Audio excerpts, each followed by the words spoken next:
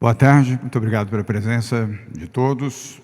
Obrigado aos jornalistas, cinegrafistas, fotógrafos, técnicos, os que estão presentes aqui no Palácio dos Bandeirantes e os que estão remotamente acompanhando esta coletiva de imprensa. Essa é a coletiva de número 75 sobre o coronavírus, hoje, segunda-feira, 22 de junho. Obrigado à TV Cultura, que está transmitindo direto e ao vivo aqui do Palácio dos Bandeirantes, e as demais emissoras que estão transmitindo ao vivo e em flashes aqui do Bandeirantes, incluindo as emissoras de rádio e também os veículos impressos, jornais, revistas e os veículos digitais. Hoje, na coletiva de imprensa, participam Célia Parni, secretária de Desenvolvimento Social, aqui ao meu lado, Patrícia Ellen, secretária de Desenvolvimento Econômico, também o secretário José Henrique German, secretário de Saúde do Estado de São Paulo, secretário Marco Vignoli, secretário de Desenvolvimento Regional, Coronel Álvaro Camilo, secretário executivo da Secretaria de Segurança Pública do Estado de São Paulo, da área médica, Paulo Menezes, membro do Comitê de Contingência, do Comitê de Saúde, Carlos Carvalho, coordenador do Comitê de Saúde, do Centro de Contingência, João Gabardo, coordenador executivo do Comitê de Saúde do Estado de São Paulo, todos aqui ao lado do secretário José Henrique German, secretário da Saúde do Estado de São Paulo. Das mensagens de hoje, antes das informações, a principal mensagem é a mensagem de solidariedade. Solidariedade para as famílias das 50 mil vítimas que perderam suas vidas aqui no Brasil pelo coronavírus. E também, em especial, as famílias de 12 mil vítimas aqui no estado de São Paulo. Brasileiros de São Paulo, 12 mil perderam suas vidas pela pandemia. É uma dor profunda para todos nós, e principalmente para aqueles que atuam na ponta, na saúde, médicos, enfermeiros, paramédicos, fisioterapeutas, a todos eles, inclusive alguns que infelizmente também se tornaram vítimas e perderam suas vidas, outros que superaram a infecção e estão de volta ao trabalho, e aqueles que estão se recuperando, a nossa solidariedade. Compartilho da preocupação, como governador do Estado de São Paulo, as pessoas que, por terem necessidade de sair, algumas poucas que não estão usando máscaras, a estas pessoas, a nossa recomendação, para não dizer o nosso apelo, por favor, usem máscaras ao saírem de casa. Hoje não há mais nenhuma razão para sair de casa sem máscara. Mesmo que você seja seguidor de bolsonarismo, Bolsonaro, ideologia, proteja a sua vida. Não vale a pena você entregar a sua vida a uma ideologia, ficar infectado e correr risco de vida para poder fazer valer um sentimento ideológico. Na vida não há ideologia, há existência. E a existência merece respeito, a começar por você mesmo. Se você não respeita a condição da sua própria vida,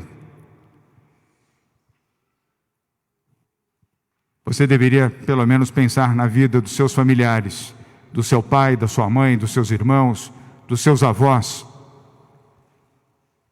Não faz o menor sentido pessoas estando fora de casa não usarem máscaras. As máscaras protegem.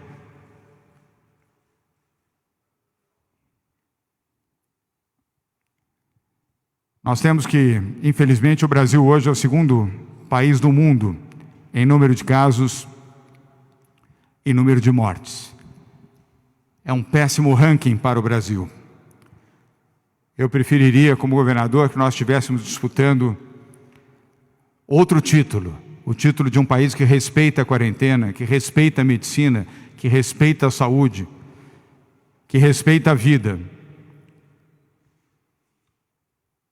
Temos feito o possível aqui em São Paulo, com campanhas e iniciativas, para orientar as pessoas. E lembrando que estamos em quarentena, estamos na 4ª quarentena em São Paulo.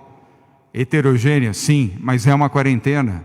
Continua sendo recomendável que as pessoas fiquem em casa, não saiam de suas casas, exceto se tiverem necessidade explícita para isso. E ao saírem, volto a recomendar, usem máscara, lavem as suas mãos ou utilizem álcool gel e tenham cuidado na proteção da sua própria vida e na vida dos seus familiares e amigos. A gestão do governo de São Paulo é uma gestão que toma como referência os profissionais que estão aqui ao nosso lado e os que não estão, profissionais da saúde, da ciência, da medicina, que estudaram para salvar vidas e proteger pessoas, por isso se dedicam à medicina. E nós aqui também temos o sentimento de esperança e o sentimento cristão de proteger as pessoas. E continuaremos este exercício.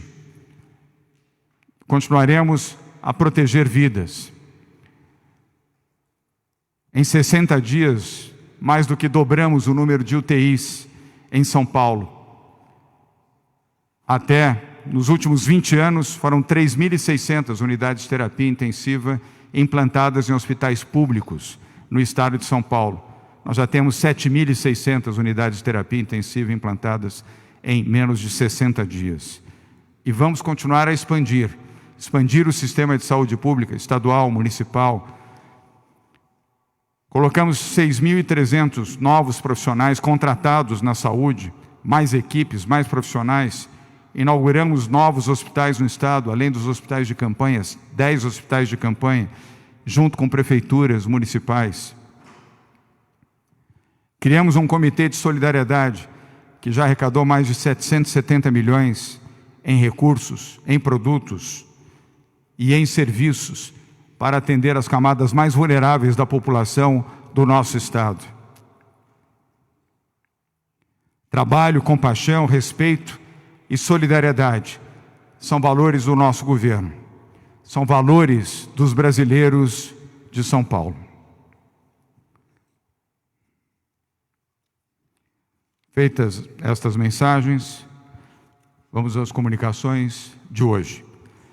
Primeira comunicação, Bom Prato, sistema de atenção social do governo do estado de São Paulo, foi prorrogado até 31 de julho. Vocês se lembram que aqui nós anunciamos que até 30 de junho a alimentação seria gratuita para moradores em situação de rua, pessoas em situação de rua, nos restaurantes Bom Prato, não presencialmente, mas através da marmita, oferecida em condições, embalagens, para ser portada e a alimentação ser feita fora de um local fechado. Estamos prorrogando até 31 de julho esta gratuidade. Até o presente momento foram servidas 56 mil refeições gratuitas, balanceadas e inspecionadas por uma equipe de nutricionistas em 59 restaurantes Bom Prato em todo o estado de São Paulo. Ampliamos também para café da manhã, almoço e jantar, e também para os finais de semana e feriados, o que não era feito no Bom Prato. Tudo isso para minimizar os efeitos dessa gravíssima crise social advinda da crise da saúde em todo o país, especificamente em São Paulo. Esta iniciativa demonstra com clareza, é uma das que revela com clareza a preocupação do governo do estado de São Paulo em atender e proteger a população mais vulnerável do nosso estado. E mais detalhes serão oferecidos pela secretária Célia Parnes na sequência. Segunda informação de hoje, testagem para empresas privadas. O governo vai passar a emitir certificado de testagem para empresas privadas. A iniciativa é inovadora do governo do estado de São Paulo e tem por objetivo incentivar a adesão de empresas e organizações privadas para a estratégia de ampliar a testagem em todo o estado de São Paulo. É um reconhecimento do governo a esta parceria com a livre iniciativa e especificamente com o Instituto Coalizão Saúde, para a busca e a implementação de um maior volume de testagem em todo o estado de São Paulo. Já estamos fazendo isso há 4 semanas e agora ampliando ainda mais. A testagem em massa permite o correto monitoramento do avanço da doença e auxilia na tomada de decisões que reduzem a propagação do vírus. A secretária de Desenvolvimento Econômico, Patrícia Ellen, dará mais detalhes a vocês sobre este programa e a certificação que estamos fazendo a partir de agora. Terceira e última, comunicação. Ela não trata de saúde, trata de segurança pública. Como governador do estado de São Paulo, já declarei aqui várias vezes e volto a reafirmar: não há e não haverá nenhuma condescendência com violência policial sob qualquer justificativa. São Paulo tem mais de 85 mil policiais militares, mais de 20 mil policiais civis, compondo as melhores polícias do Brasil, as mais bem treinadas.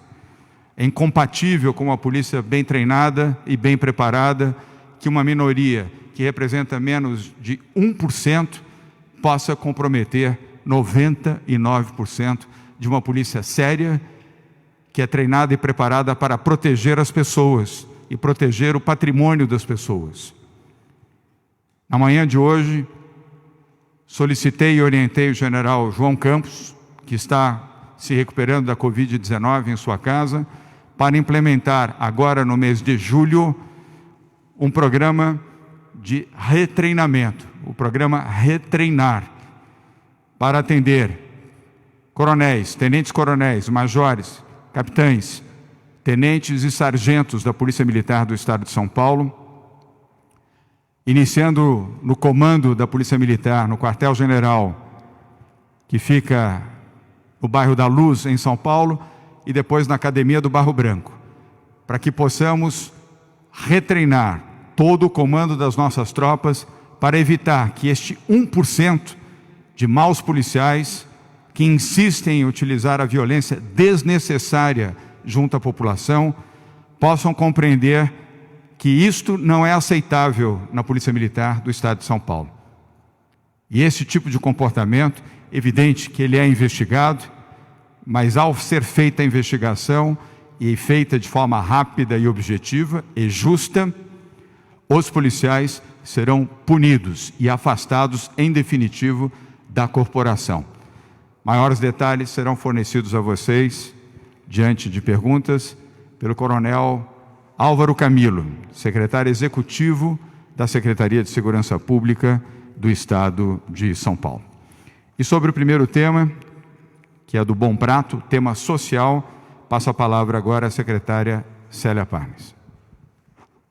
Obrigada, governador. Boa tarde a todos. Este que nós estamos trazendo hoje como atualização para os senhores é o maior programa de segurança alimentar do Brasil e prioridade máxima do nosso governo, que são as pessoas de baixa renda. É inquestionável o objetivo do Bom Prato. É o programa mais digno de enfoque social, de segurança alimentar, de combate à fome e fonte vital de amparo, além de ser um enorme desafio de manter o abastecimento de alimentos e lançar luz sobre a questão da fome e da segurança alimentar em tempos de pandemia como que estamos vivendo.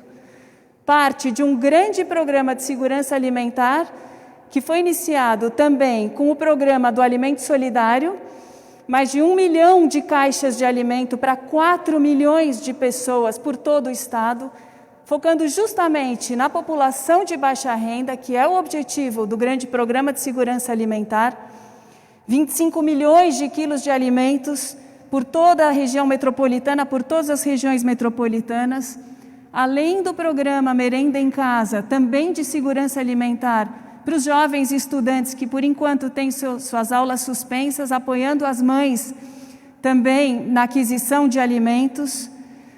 Expansão do nosso programa Viva Leite, mais um programa de segurança alimentar para os idosos, para o reforço de suas defesas em residenciais. E, finalmente, o programa Bom Prato, que o governador atualiza hoje e atende essa demanda, estendendo o prazo dos jantares e refeições aos finais de semana até 31 de julho. Nós ampliamos em 60% com isso as refeições do Bom Prato, que já eram de 2 milhões mensalmente e passam para 3,2 milhões de refeições prontas de altíssimo valor nutritivo por mês. Além disso, a gratuidade, pela primeira vez em 20 anos nesse programa, ele oferece refeições 100% gratuitas para a parcela mais frágil e mais vulnerável da sociedade, que são as pessoas em situação de rua, que têm se valido dessa gratuidade por todos os dias nas 3 refeições, e essa ampliação também visa essa população mais frágil do nosso Estado. Obrigada. Obrigado, secretária Célia Parnes. Vamos agora à segunda informação, que é de testagem, com a secretária Patrícia Ellen. Obrigada, governador. Estou aqui junto com o Dr. Paulo e o secretário José Henrique Germann, trazendo aqui para a gente viabilizar a estratégia de selo de testagem das empresas. Também Cláudio Lotenberg, do Instituto Coalizão Saúde. Queria agradecer também a Denise Eloy, diretora executiva do Instituto, que nos viabilizaram essa parceria. Só para lembrar, no contexto onde essa estratégia se encaixa, nós temos aqui a estratégia do Estado de São Paulo, liderada por Dimas Comas, e temos também a estratégia, o papel da vigilância epidemiológica, o Centro de Vigilância Epidemiológica, liderado pelo Paulo Menezes, que acompanha todos os testes realizados no Estado, também nos municípios, laboratórios privados, farmácias e empresas e empregadores. Para a gente elaborar esse selo com as empresas e dar esse apoio para as empresas, principalmente no processo de retomada, estamos iniciando esse trabalho agora para estarmos preparados mais adiante, exatamente esse trabalho de parceria para empresas e empregadores. Na próxima página, nós trazemos o detalhe dessa parceria com o Instituto Coalizão Saúde, que é uma iniciativa inovadora do Estado de São Paulo, que visa incentivar a adesão das organizações privadas a essa estratégia ampliada de testagem, e nesse trabalho nós estaremos realizando o reconhecimento da adesão aos protocolos de testagem pelas empresas que seguirem este processo. Na próxima página, temos o detalhamento de como esse trabalho está sendo realizado. Então, o Instituto Coalizão Saúde nos apoiará com as empresas para realizar um controle imediato da doença. Então, esse trabalho do selo reconhece planos de testagem feitos através do método RT-PCR, com inclusão ou não de testes sorológicos também, porque o principal objetivo aqui é a identificação de casos ativos e contactantes para isolamento, e apoia no controle da disseminação da doença. Em paralelo, há uma iniciativa adicional pelo Centro de Vigilância Epidemiológica para o monitoramento da pandemia, reconhece planos de testagem feitos por meio do método sorológico em geral, para a identificação de casos passados e apoio no monitoramento da pandemia, sobretudo para indicadores aqui de prevalência, para quem já teve contato com o vírus. Então, o certificado vai ser trabalhado para controle imediato da doença. Na próxima página, a descrição aqui dos critérios para reconhecimento dos programas de testagem privados pelo governo, testes realizados nas populações das empresas, funcionários, clientes, fornecedores. Estes testes devem estar registrados na Anvisa, testes RT-PCR sorológico de sangue venoso por parte de laboratórios clínicos, para que eles possam receber o selo de testagem do Instituto Coalizão Saúde, em parceria com o governo. E o governo, além disso, também faz um trabalho de reconhecimento para fins de monitoramento da doença, de coleta dos testes sorológicos de sangue capilar, desde que sejam realizados por profissionais de saúde habilitados, e todos os testes devem ser notificados nos sistemas oficiais da vigilância epidemiológica. Para finalizar, na próxima página, nós temos aqui as etapas desse processo e estamos trabalhando agora para estarmos preparados para o retorno dos funcionários aos seus locais de trabalho. Então, a primeira etapa é a fase em que estamos, que é a fase de inscrição até o final aqui do mês de julho, né, para que as organizações manifestem seu interesse e enviem documentação de inscrição através da plataforma que será realizada entre o Centro de Vigilância Epidemiológica, em parceria com a Secretaria de Desenvolvimento Econômico, e também o Instituto Coalizão Saúde, para que eles apresentem os seus planos de testagem, passem para a próxima etapa de avaliação das inscrições por um comitê gestor técnico e, finalmente, os resultados aqui dos que receberão os selos, né, com certificado de adesão ou o reconhecimento de adesão pelo governo do Estado de São Paulo, para que tenhamos bem claro qual que é o objetivo, né, do esforço de testagem que está sendo realizado. É isso que eu tinha, governador, sobre o selo de testagem. Se me permite, queria falar rapidamente sobre o isolamento e depois passar para o doutor Paulo para complementar. Sobre o isolamento, nós temos os resultados aqui do fim de semana.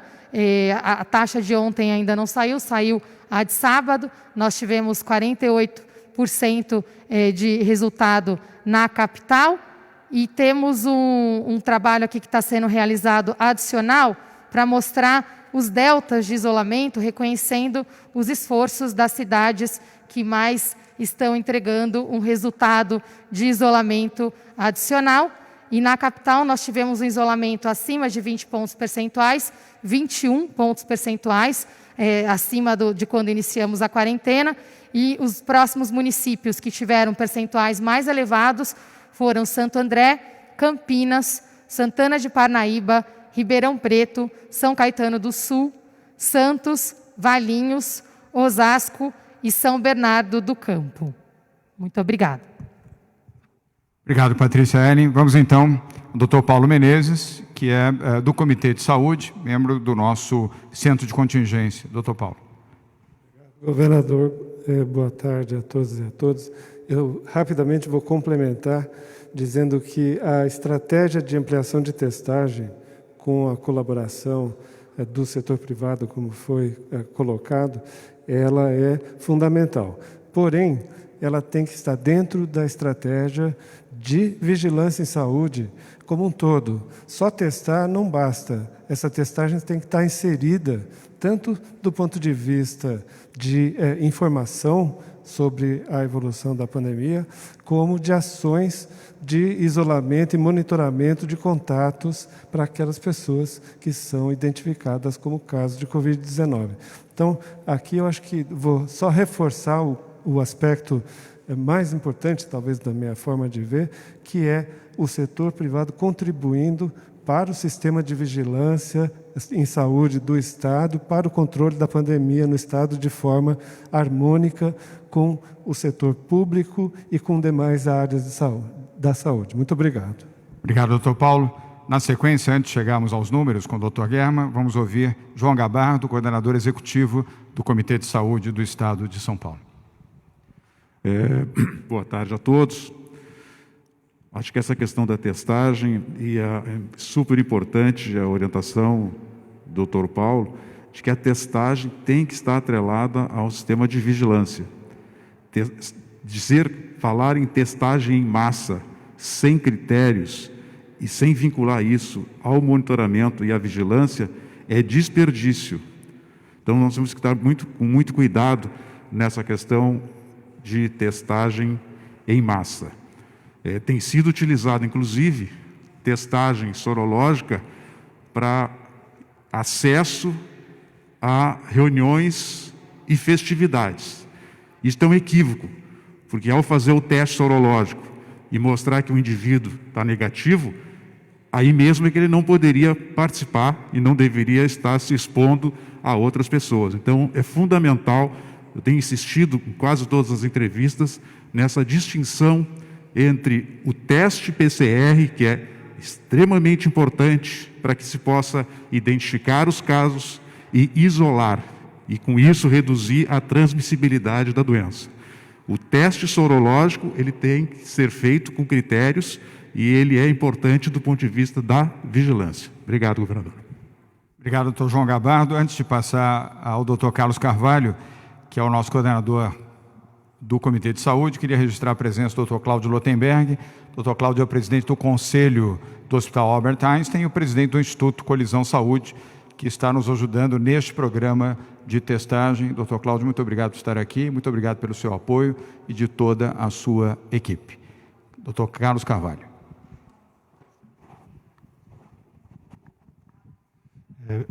Obrigado, governador. Boa tarde a todos. Temos conversado aqui bastante a respeito de como vem evoluindo no nosso estado a pandemia. Então, o número de casos de óbito tem sempre causado uma certa discussão aqui, principalmente com perguntas a respeito dos modelos matemáticos que definem a evolução ou que fazem uma prospecção da evolução. Então, só um mini comentário rápido. No final de semana passado, o que foi comentado aqui, que foram números altos, nós tivemos consolidado, somando os dados de sábado e de domingo que estão apresentados hoje, 186 óbitos. Se nós olharmos esta semana, foram 140 óbitos somando sábado e domingo. Então, comparando com a semana passada, diminuiu o número de óbitos nesse final de semana em relação ao final de semana anterior, que tinha sido um pouco maior do final de semana anterior ainda. Então, esses números oscilam.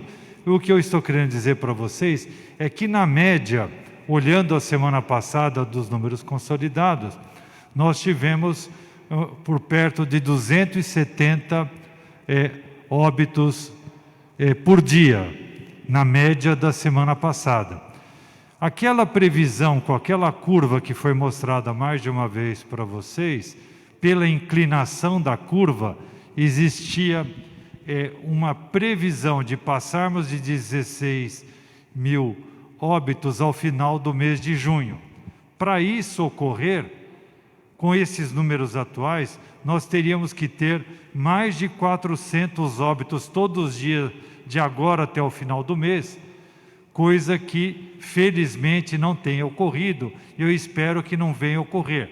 Então, quando esses números que definem um modelo matemático, que vão descrever a curva daqui para frente, daqui para o final do mês, e provavelmente o que nós formos imaginar que possa acontecer no mês de julho, essa curva vai achatar mais ainda, vai cair mais ainda, e a nossa prospecção é de um número, felizmente, menor de óbitos ao longo do próximo mês. Então, infelizmente, continuam ocorrendo óbitos, mas, felizmente, temos conseguido controlar melhor esses casos de maior gravidade. De alguma forma, o nosso tratamento está melhorando, estamos aprendendo um pouco mais de como controlar essa doença nova e, principalmente, eu acho que o grande fator que está determinando essa diminuição, esse controle melhor, é o uso da máscara.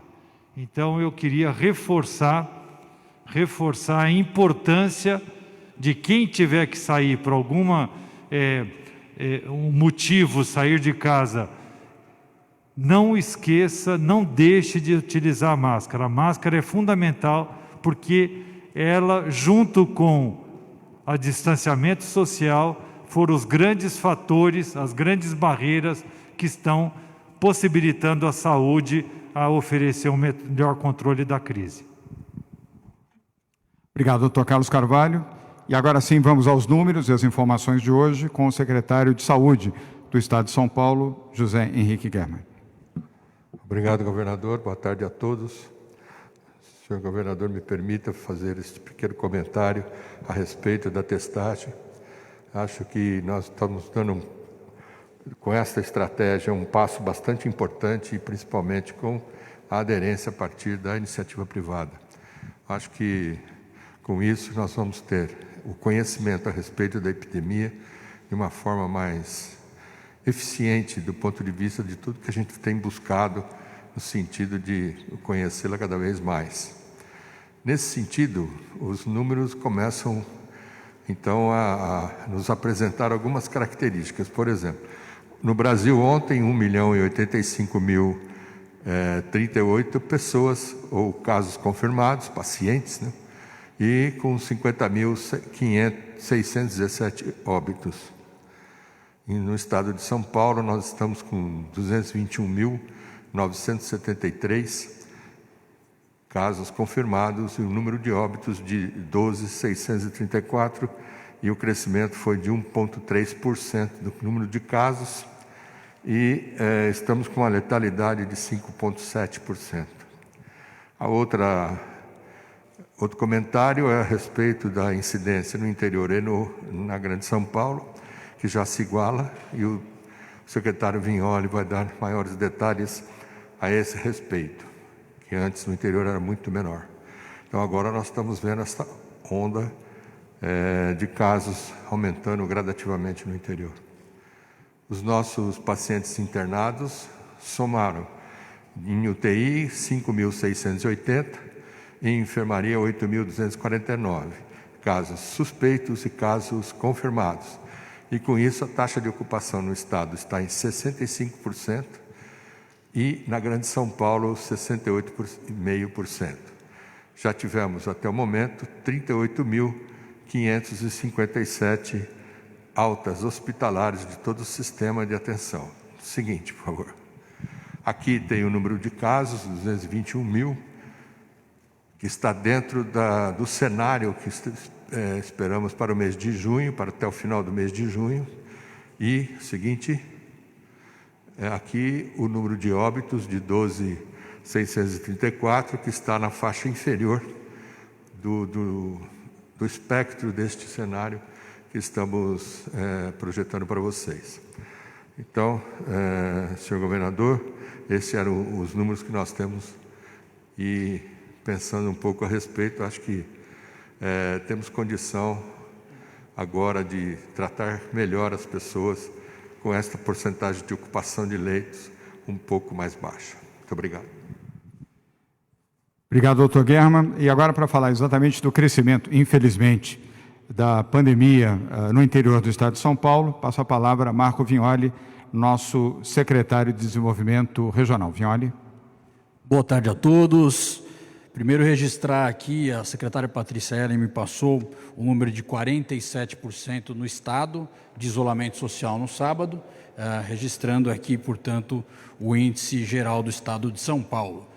Mas trazer aqui uma informação que concretiza aquilo que a gente já vem falando ao longo das últimas semanas. O interior do estado de São Paulo passou a capital em número de novos casos.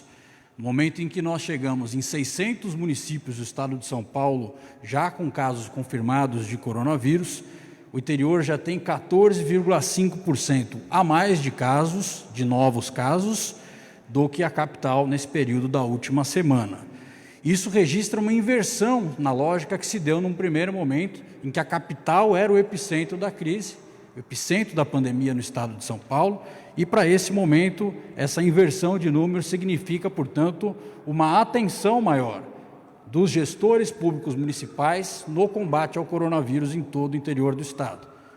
Estamos falando de 606 municípios em todo o interior do estado de São Paulo.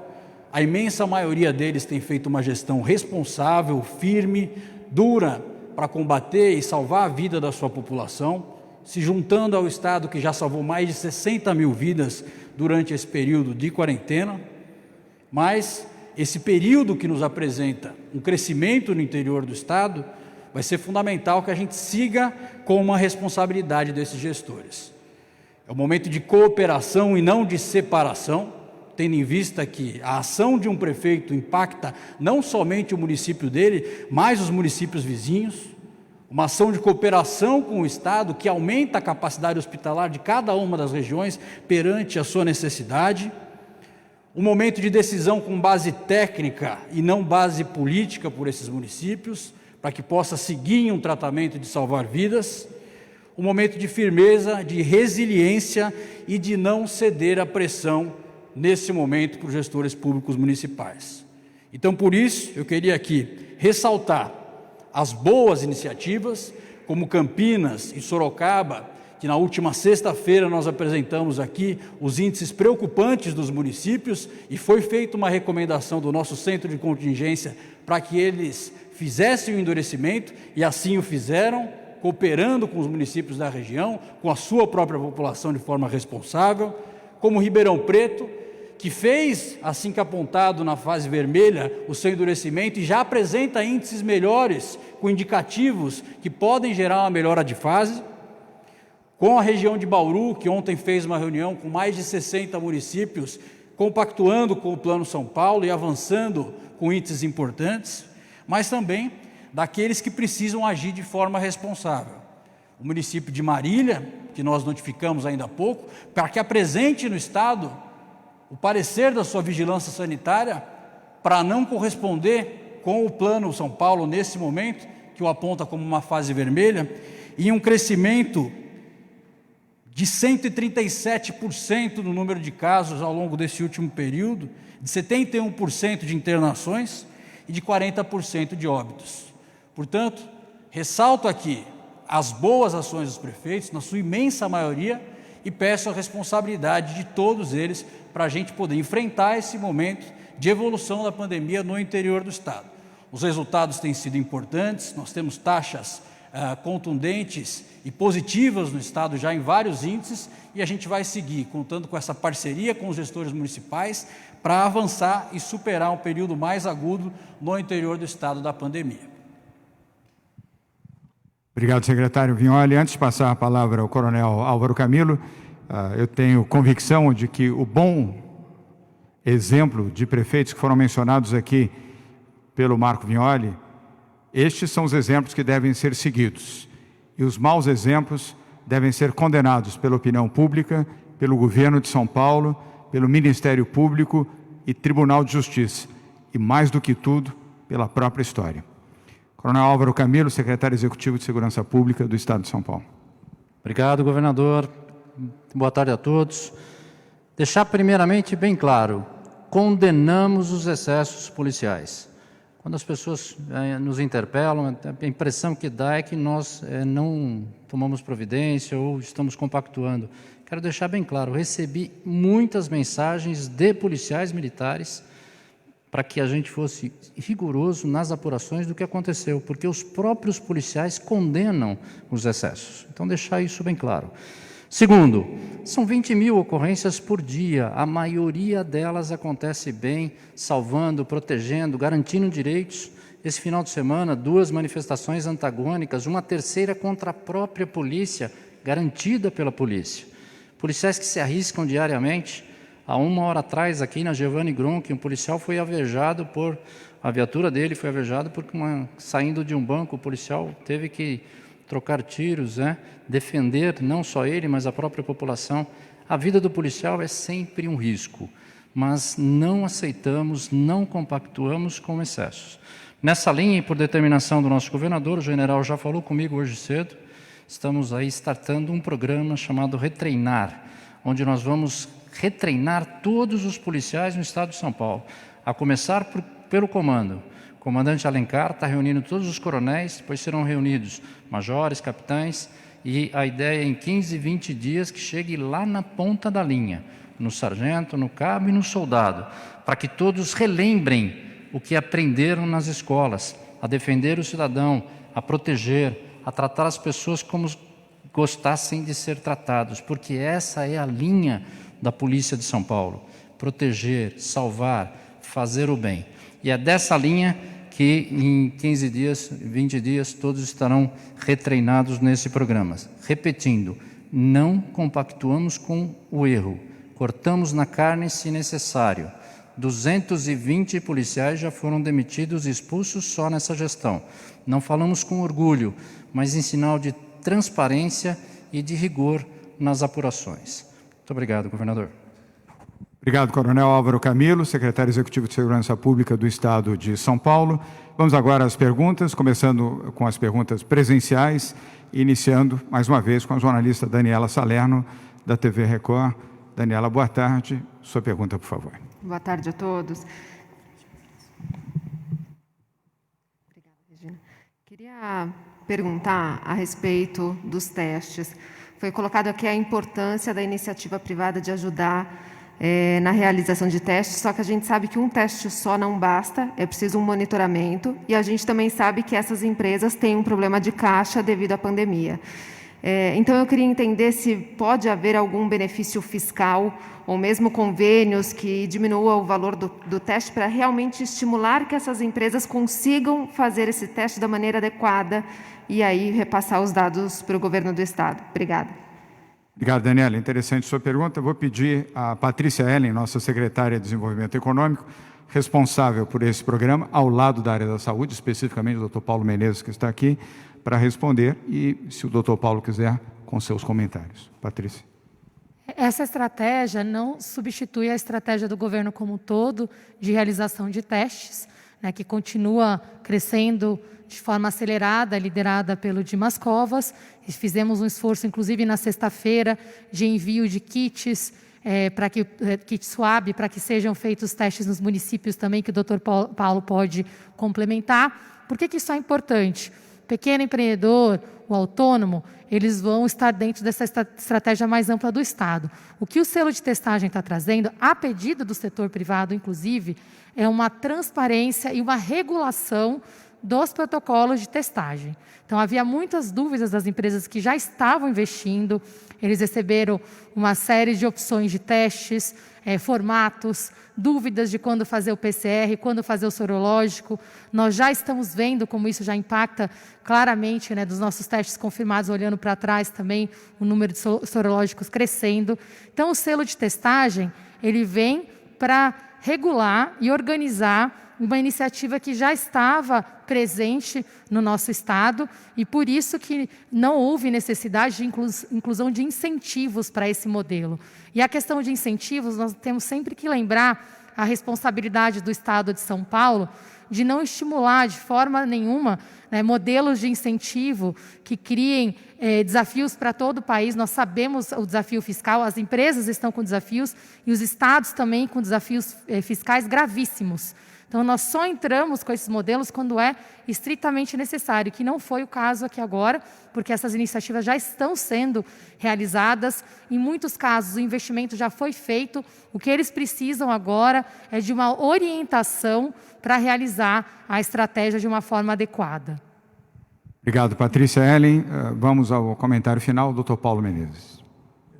Gostaria de acrescentar que aquelas empresas que estão em situação econômica mais difícil, financeira mais difícil, elas devem ler os protocolos e fazer o cuidado de saúde de seus funcionários e é possível utilizar o SUS para testagem de pacientes com sintomas que sejam suspeitos, através daqueles critérios que nós estamos utilizando hoje. Hoje nós priorizamos para casos leves, pessoas com 60 anos ou mais, pessoas com doenças crônicas e outras populações vulneráveis. E pretendemos ampliar isso assim que possível. Então, essas empresas, se elas tiverem o cuidado de ler os protocolos que estão colocados dentro desse programa, isso vai ser muito útil, podendo utilizar também a nossa estrutura do SUS para os seus funcionários, se for o caso. Obrigado, Dr. Paulo Menezes. Obrigado, Daniela Salerno, jornalista da TV Record. Vamos agora à próxima pergunta da Rádio Jovem Pan, Beatriz Manfredini. Beatriz, obrigado pela sua presença. Boa tarde. Sua pergunta, por favor. Boa tarde a todos. A gente está com uma expectativa de retorno das aulas aí no segundo semestre. Eu queria saber se esse programa de ampliação de testagem já tem algo pensado, ou começado a se pensar para as escolas, até para as particulares, um programa de incentivo como esse. E se puder emendar uma segunda pergunta, na semana passada foi dito que já está se pensando também na reabertura dos parques. E eu queria saber quando que isso pode ser incluído, se São Paulo, capital no caso, dessa vez, for para uma terceira fase do Plano São Paulo? Obrigada. Obrigado, Beatriz. Vamos responder. Vou compartilhar a resposta com a Patrícia Ellen. Em relação aos parques, é um tema que está sendo discutido nesse momento pelo Comitê de Saúde, junto com as prefeituras, a começar com a Prefeitura da capital de São Paulo e, obviamente, também com a Secretaria de Meio Ambiente do Estado. Não há uma decisão deliberada, mas o tema está em debate neste momento pelo Comitê de Contingência. Quanto à primeira parte da sua pergunta sobre testes, Patrícia Ellen pode responder. Para as escolas, nós estamos montando um protocolo separado, que inclui testagem, distanciamento, higiene. O secretário Rossielli, que está liderando esse esforço, e será anunciado nos próximos dias. Eu acompanho porque, pela Secretaria de Desenvolvimento Econômico, nós temos as universidades e as escolas técnicas dentro desse processo também.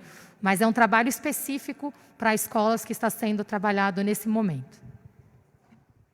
Obrigado, Patrícia Ellen. Beatriz Manfredini, muito obrigado pelas perguntas, da Rádio Jovem Pan.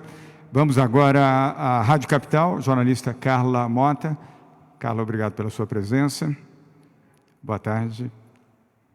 Sua pergunta, por favor. Boa tarde a todos. O secretário Marco Vignoli falou do avanço da doença no interior do Estado e citou também os bons exemplos. Eu gostaria de ouvir o comentário de vocês a respeito do prefeito da cidade de Registro, que afirmou que vai manter o comércio aberto. Uma segunda pergunta também, eu gostaria de saber da área da saúde se existe um balanço atualizado a respeito dos profissionais da saúde que já foram infectados ou mortos desde o início da pandemia. Muito obrigada.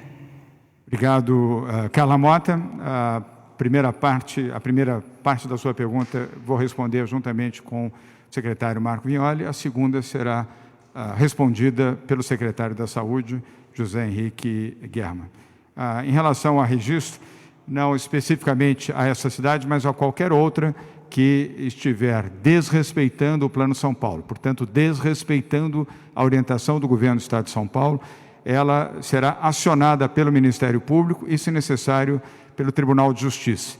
Não se trata de fazer aqui um endurecimento do ponto de vista de como tratar prefeitos, mas em nome da vida e da saúde, recorreremos a todas as medidas de ordem judicial que forem necessárias para proteger vidas. Não há análise de partido, ideologia, programa, há análise de saúde e preservação de vida. Marco Vignoli.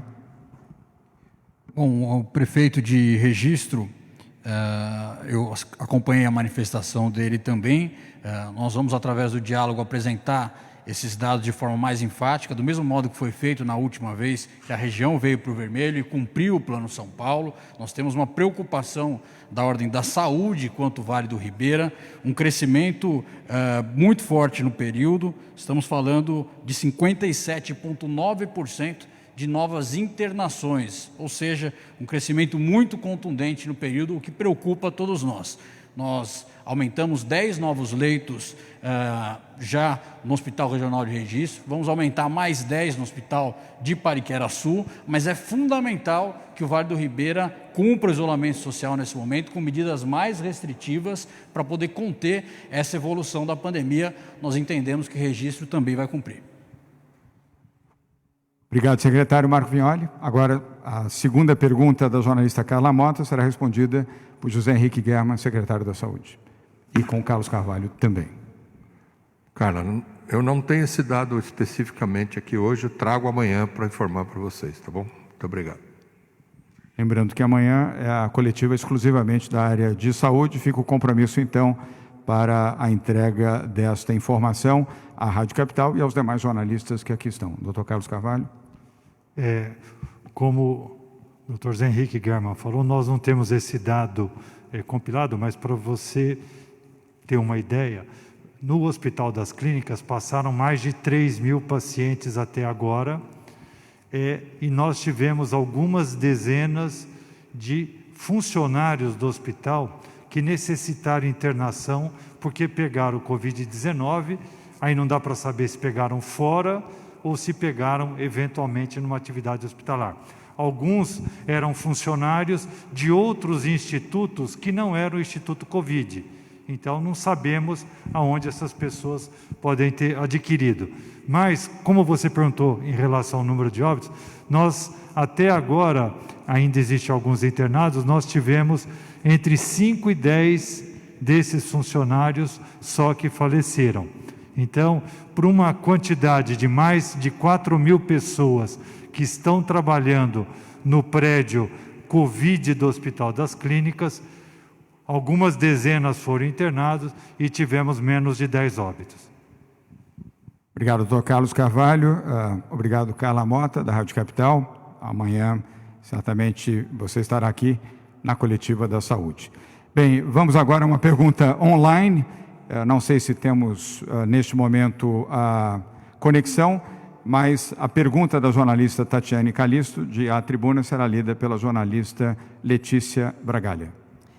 Governador, a pandemia do novo coronavírus exigiu esforços e mais investimentos em equipamentos e ampliação de leitos clínicos e de UTI em todo o estado de São Paulo.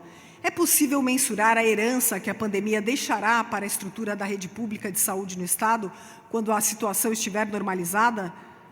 Parte dessa estrutura, que inclui novos leitos e respiradores, poderá aumentar a capacidade de atendimento em hospitais municipais e do estado?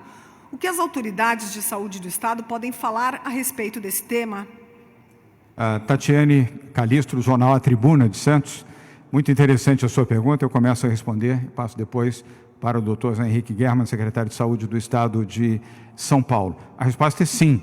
É um dos legados positivos em meio a essa pandemia de triste memória e de tristes registros. Mas este é o lado bom. O sistema de saúde pública no país, de forma geral, em particular em São Paulo, sairá robustecido após esta crise de saúde, com mais respiradores, mais profissionais, mais estrutura, melhor conhecimento, melhor detalhamento, operacionalidade, o sistema de telemedicina, tudo isso acelerado ao longo desses últimos 90 dias em benefício da população. Eu não tenho dúvida, como gestor, que a saúde pública, no caso de São Paulo, posso garantir, ela será melhor após esta pandemia, como efeito das ações que foram realizadas durante a pandemia. Doutor Germann? Obrigado, governador. Teremos dois grandes grupos de ganhos, vamos chamar desta maneira, que primeiro é o estrutural, onde nós temos uma série de investimentos que foram feitos na área da saúde, por exemplo, os respiradores, os leitos de UTI que foram transformados, chegamos a 7.600 leitos de UTI. Por exemplo, o Hospital das Clínicas hoje tem 300 leitos de UTI, um prédio todo destinado a isso. Então, esses leitos vão gradativamente sendo desativados, voltando a um número normal, mas com uma estrutura melhor, equipamentos mais novos e assim por diante. O grande ganho que nós vamos obter também é com relação à eficiência. Eu acho que o aprendizado que esta epidemia ou pandemia trouxe para o sistema de saúde aqui no estado de São Paulo, de se tornar mais ágil numa série de processos, fica um ganho aí, principalmente para aquele segmento do interior do estado,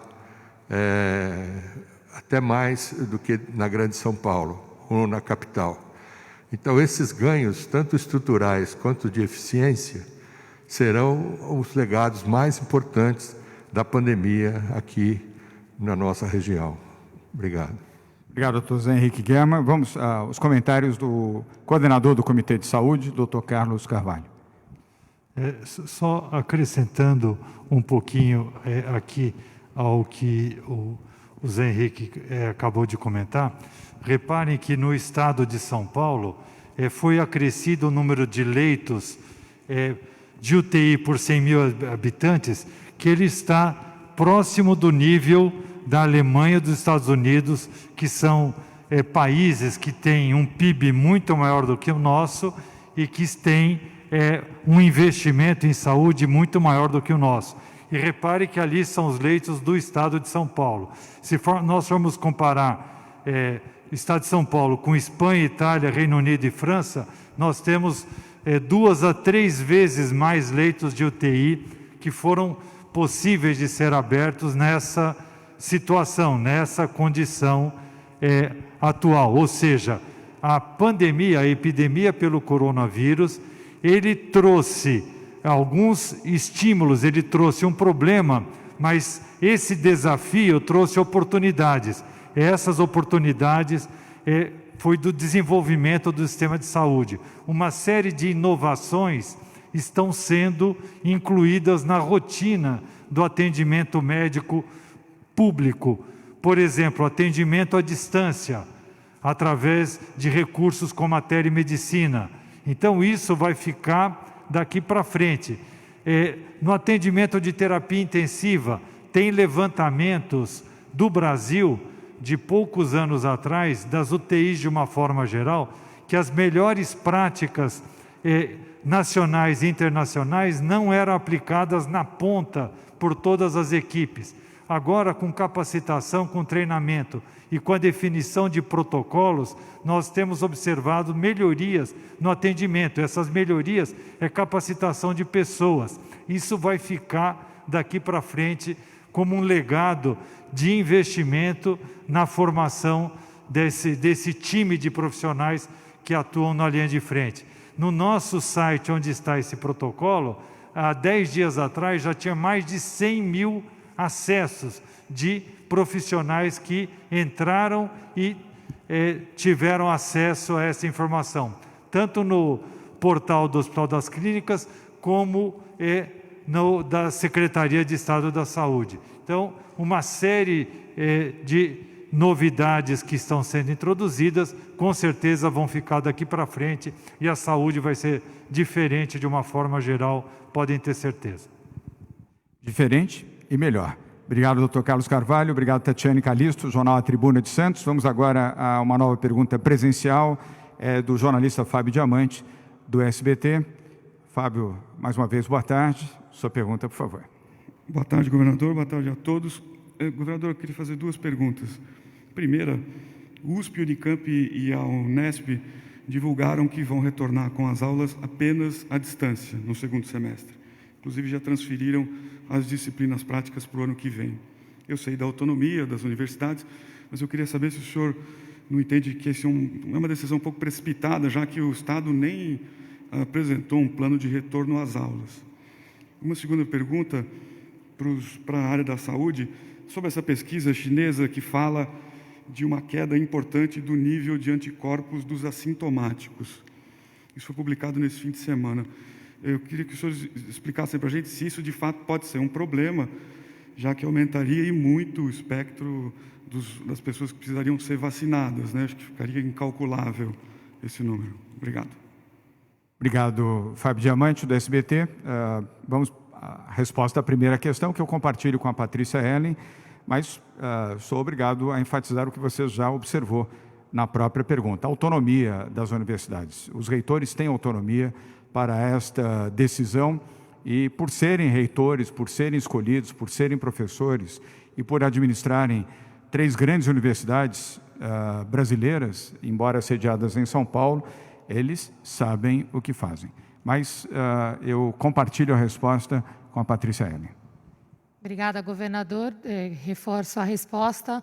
Acho que um dos pontos que me dá muito orgulho desse governo é exatamente por respeitar e por manter o compromisso com a ciência e a tecnologia, e com isso vem o respeito à autonomia universitária, autonomia pedagógica, autonomia administrativa e autonomia financeira. Então, as universidades estão trabalhando agora, e nós já fizemos algumas reuniões de trabalho, onde eles estão revendo também os seus orçamentos, que estamos num momento muito difícil, como já foi mencionado aqui hoje, mas esse ponto mostra novamente a autonomia, e lembrando que os reitores também foram muito cuidadosos em mostrar o seu espírito coletivo também na nota, onde eles colocam que essa é a decisão inicial, mas que estão trabalhando de forma coordenada e aguardando também os protocolos do governo do Estado para a educação, para possíveis eventuais revisões. Então, respeito à autonomia, mas lembrando desse ponto do cuidado dos reitores nesse processo colaborativo. Obrigado, Patrícia Ellen. E reenfatizando, Fábio Diamante, nenhum aluno está sem aula, todos estão online. Vamos à segunda pergunta ao jornalista Fábio Diamante sobre a pesquisa chinesa. Quem responde é o Dr. Paulo Menezes, do Comitê de Saúde do Estado de São Paulo. De fato, Fábio, esse é mais um ponto, mais uma contribuição para o conhecimento crescente que nós estamos tendo sobre tanto o vírus como os processos relacionados à imunologia das pessoas infectadas por esse vírus. No entanto, ele não é suficiente para a gente poder chegar àquela perspectiva colocada de que pessoas que tiveram quadros assintomáticos vão necessariamente ser candidatas à vacina ou não. Nós nem sabemos ainda se pessoas com maiores níveis de anticorpos, por ter um quadro sintomático, quanto tempo eles estão protegidos de uma reinfecção, de uma nova infecção. Então, nós precisamos de tempo e de conhecimento para poder responder essa questão. Muito obrigado, doutor Paulo Menezes. Fábio Diamante, obrigado pelas perguntas. Agora vamos para a CNN, jornalista Renan Fiuza. Renan, obrigado pela sua presença. Boa tarde. Sua pergunta, por favor. Todos. Eu aproveito, enfim, vocês já responderam uma pergunta minha com relação à área da saúde. Aproveito, então, para o senhor governador e também para o secretário Álvaro Camilo, a respeito desse programa Retreinar.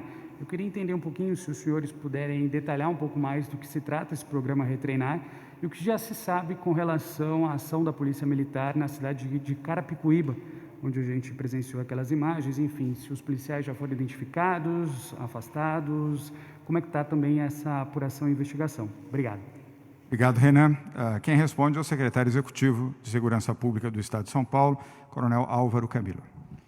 Bom, já confirmei aqui com o Comando Geral, serão 20 dias, daqui 20 dias isso permeia o Estado todo. Como funciona? Primeira reunião com os coronéis, em que os valores que regem a Polícia de São Paulo, que são direitos humanos, respeito aos direitos humanos, gestão, trabalhar com as melhores práticas e polícia comunitária, trabalhar ao lado com as informações do cidadão, serão reforçados, serão passados novamente para reavivar e também, através de uma outra instrução, chamada instrução continuada de comando, isso vai até a ponta da linha. Então, na sequência dos coronéis, é feita a reunião com os demais níveis e vão descendo até a ponta da linha. Então, tenentes-coronéis, majores, que são os oficiais superiores, depois passam por os capitães e os tenentes, que são aqueles efetivamente que já estão no comando de tropa na rua, até o sargento, que é o último nível lá de comando. Mas não para aí. Vão ser retreinados também os próprios soldados e cabos que estão nas viaturas, para que excessos não aconteçam. Por isso que nós chamamos de retreinar, é rever novamente as melhores práticas que já são aplicadas na Polícia de São Paulo, que, ouso dizer, é a melhor do Brasil, uma das melhores do mundo. E esses 120 mil tem, infelizmente, 2 ou 3 que não deveriam estar aqui. E com esses seremos implacáveis. Esse é o primeiro ponto. Em relação a Carapicuíba, todos afastados. A primeira providência da Polícia de São Paulo é ser rigorosa com qualquer atitude que possa ensejar algum erro, algum desvio. Então, num primeiro momento, eles são afastados administrativamente. Se a coisa se complicar e provar que houve excesso, serão até presos, como estão a 8 policiais da semana passada. Esses de Carapicuíba especificamente, eles estão afastados. Estamos aí avaliando as imagens, né, que foram utilizadas aí técnicas de defesa pessoal, de mobilização, está sendo avaliado pelo comando, mas os policiais já estão afastados até por precaução, para que a gente possa corrigir se necessário ou validar se estiverem corretos. Muito obrigado.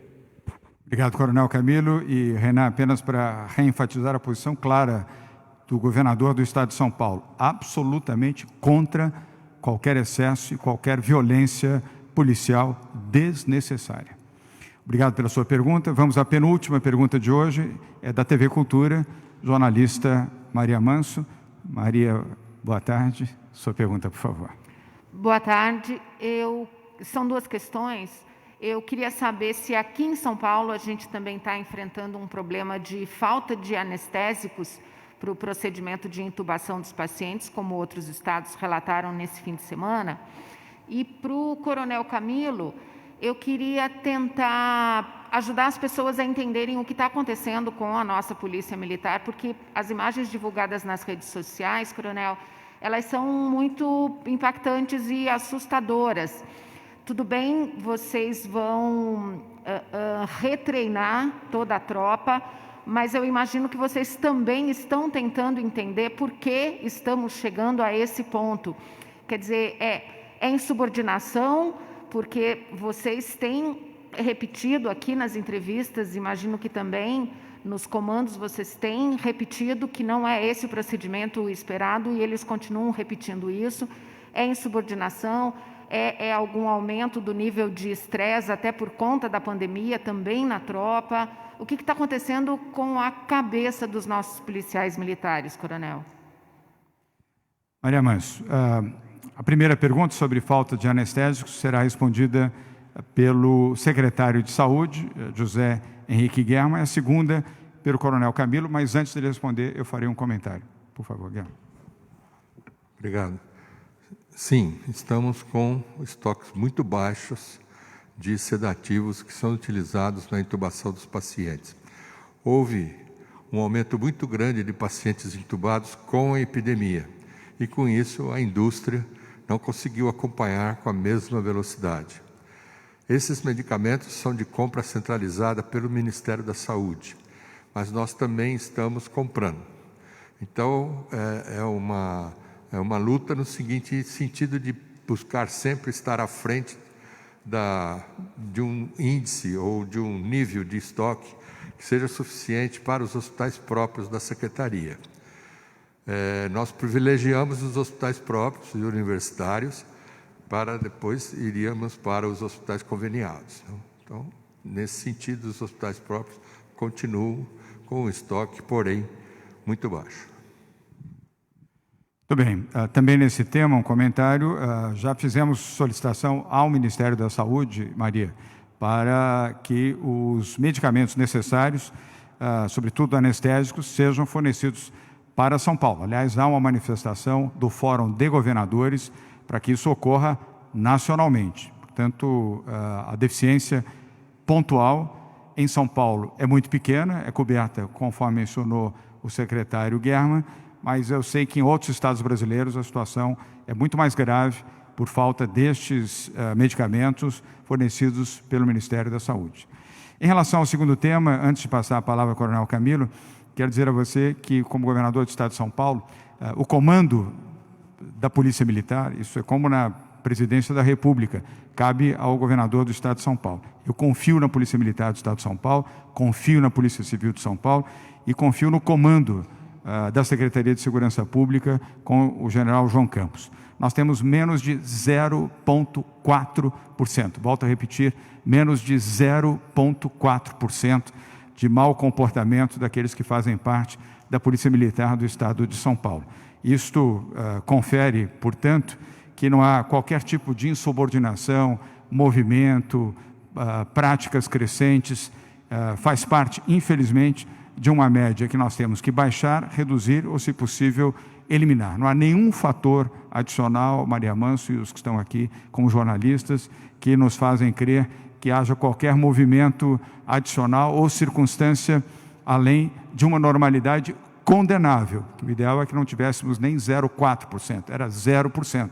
Mas lembro que as melhores polícias do mundo, a polícia japonesa, a polícia inglesa, a polícia israelense e a polícia americana também sofrem problemas circunstanciais com percentuais semelhantes ao que tem a melhor polícia do Brasil, que é a polícia do estado de São Paulo. Coronel Camilo? Então vamos lá, só complementando. Insubordinação de maneira nenhuma. O que nós temos aí chama-se desvio de conduta. São sim casos isolados, é só pegar a estatística que verifica que isso está acontecendo. Infelizmente aconteceram alguns, por isso o retreinamento. Mas deixar bem claro, a grande maioria, e é por isso que eu repito aqui, recebi mensagens de muitos policiais indignados com atitudes desses policiais que se desviaram. Então, não existe aí nada que não desvio de conduta. Seremos implacáveis na apuração e na responsabilização. Nada mais do que isso. São casos isolados, a maioria trabalha bem. A grande polícia, né, a grande parte desses 120 mil homens fazem um excelente trabalho, protegem, salvam e garantem direitos no estado de São Paulo. E aqueles que se desviam, seremos implacáveis. Obrigado, coronel Camilo. Maria Manso, obrigado pelas perguntas. Vamos à última pergunta de hoje, da jornalista Beth Pacheco, da TV Globo, Globo News. Beth, bem-vinda mais uma vez. Boa tarde. Sua pergunta, por favor. Boa tarde. tarde, obrigada. Minha pergunta é em relação à capital paulista. Enquanto a gente vê, né, que no interior o aumento de novos casos, de morte, vai crescendo, na capital paulista a gente vê até a ocupação de leitos de UTI tendo uma situação mais confortável.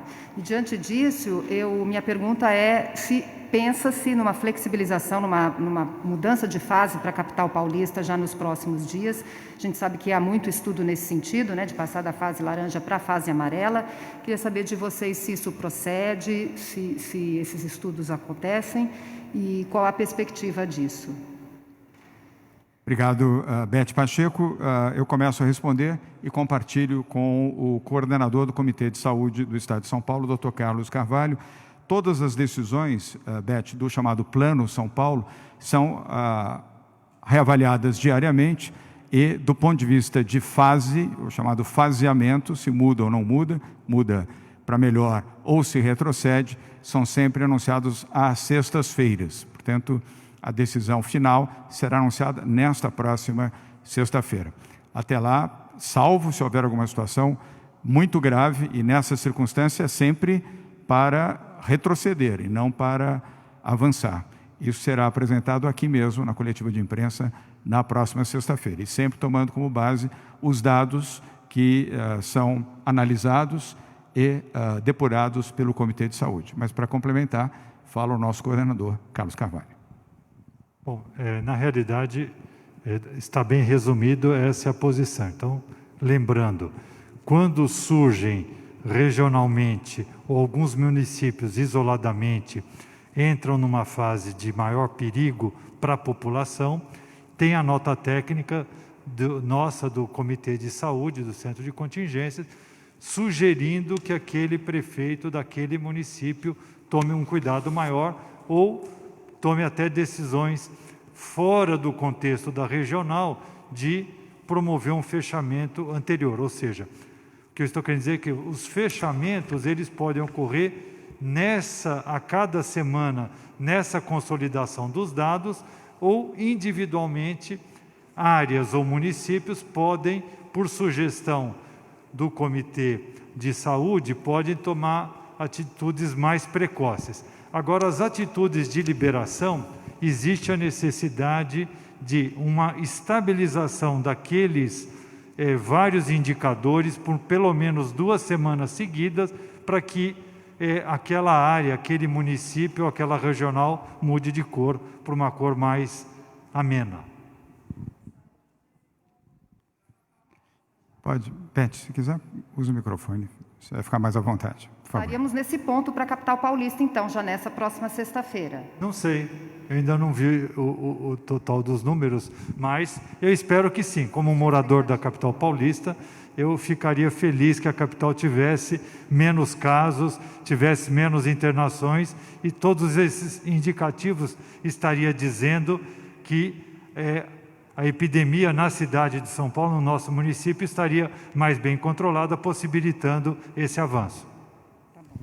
Mas na próxima sexta-feira, Beth, teremos com precisão esta informação a você e aos telespectadores da TV Globo e da Globo News também. Amanhã teremos a coletiva de imprensa da saúde, no mesmo horário, 12h45, e na próxima quarta-feira estaremos todos aqui mais uma vez. Obrigado pela presença, você que está acompanhando da sua casa, por favor, permaneça em casa, se sair, use máscara, não saia sem máscara.